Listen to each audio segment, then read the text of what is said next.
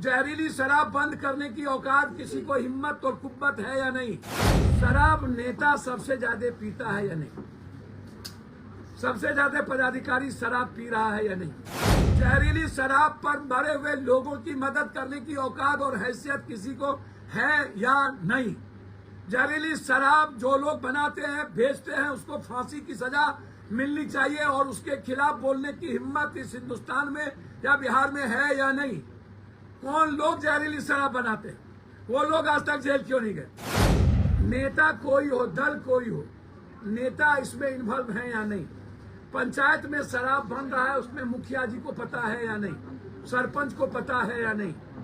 पंचायत सचिव को पता है या नहीं? थानेदार को पता है या नहीं? भैया, जहरीली शराब को लेकर के मेरा कुछ सवाल है सरकार से, विपक्ष से और अनक्रांतिकारी नेताओं से। मेरा सवाल है शराब और जहरीली शराब। शराब जब पहले भी बिकते थे तब भी जहरीली शराब से लोग मरते रहे। शराब इंग्लिश बाद में भी बिकेंगे तब भी क्या जहरीली शराब नहीं चलेगी? मेरा सवाल चाचा भतीजे से हाथ जोड़ करके विनती है कि ये जहरीली शराब का कोई मतलब ही नहीं है। शराब का, ये जहरीली शराब का मतलब, जब दोनों आदमी सरकार में थे तब भी गोपालगंज और छपरा में लोग मरे थे। तब कोई जहर था या नहीं था ये मुझे नहीं पता, या महाजहर था। लेकिन जब सत्ता में लोग रहते हैं तब शराब या ना शराब या अच्छा या खराब का पहलू अलग होता है, और जब सत्ता में नहीं होते हैं तो उसकी पहलू दूसरी हो जाती है। मेरा इसमें तमिलनाडु, तेलंगाना और केरल के कानून के बारे में मुझे जिक्र करना है। मैं बार बार कहता हूं कि नीतीश कुमार जी या कोई भी हिंदुस्तान का वैचारिक लीडर नहीं चाहेगा कि शराब चले, शराब पिए, शराब से गलत चीज। लेकिन सवाल उठता है कि पूरे देश में महात्मा गांधी की आइडियोलॉजी मानने वाले लोग, फैक्ट्री भी चल रहा है, शराब भी चल रहा है और लोग शराब पी भी रहे हैं। जिसको प्रतिज्ञा दिलाए हमारे मुख्यमंत्री जी, विपक्ष के नेता, 99% लोग, जो लोग यह कहते हैं कि 15% गांव में और 14% मर्द शराब पीते हैं, हम उनसे यह जानना चाहेंगे, यह जो आपके पास डाटा है ये शराब, जहरीली शराब का डाटा नहीं है। जहरीली शराब पीने वाले जो औरत और मर्द हैं उसकी कोई डाटा नहीं होती है, क्योंकि वो अवैध बनता है, अवैध बिकता है।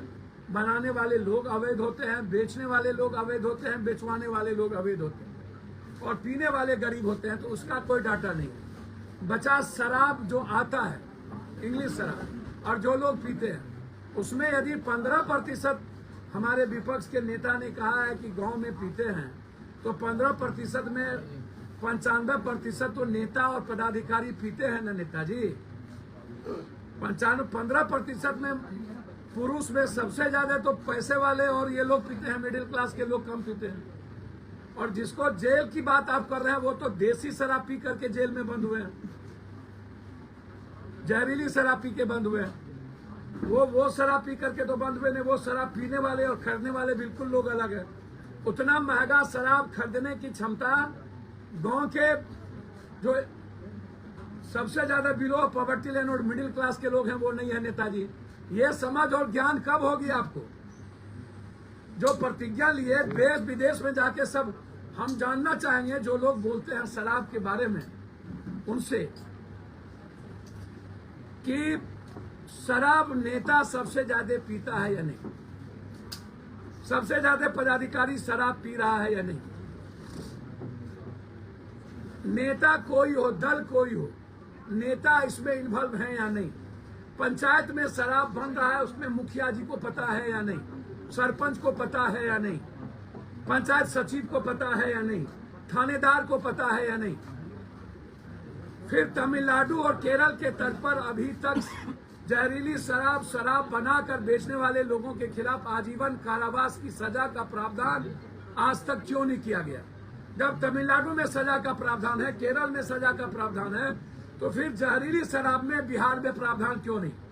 सबसे ज्यादा हिंदुस्तान में जहरीली शराब में मरने वालों की संख्या बिहार है, और वो जहरीली शराब से मरने वालों की संख्या 1000-2000 से ऊपर है निकट भविष्य में।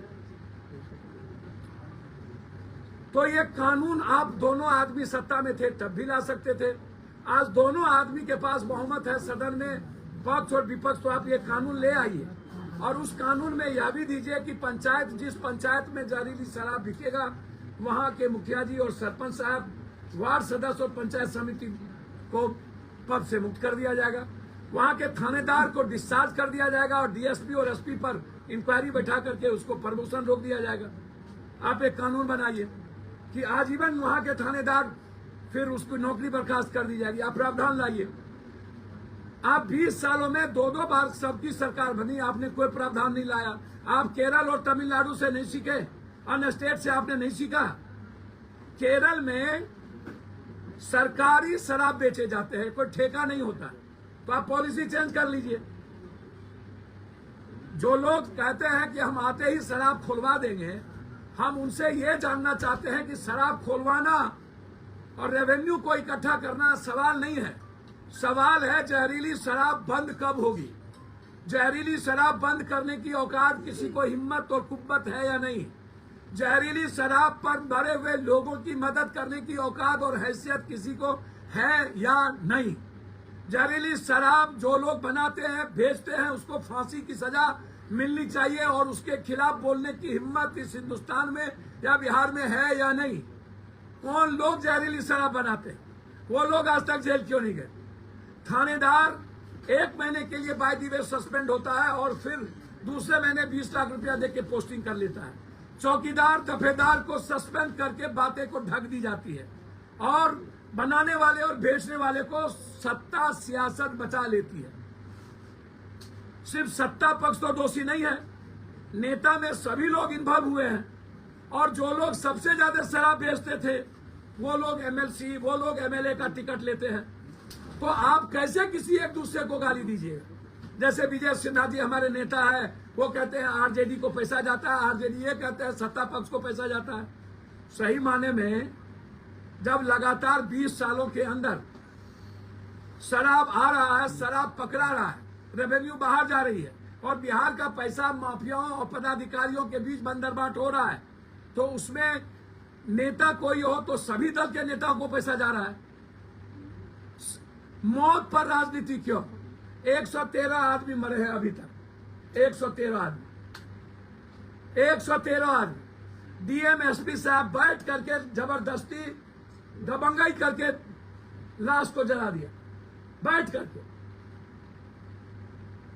51-52 आदमी नहीं, 29 आदमी को तो हमने पैसा दिया कल रात तक।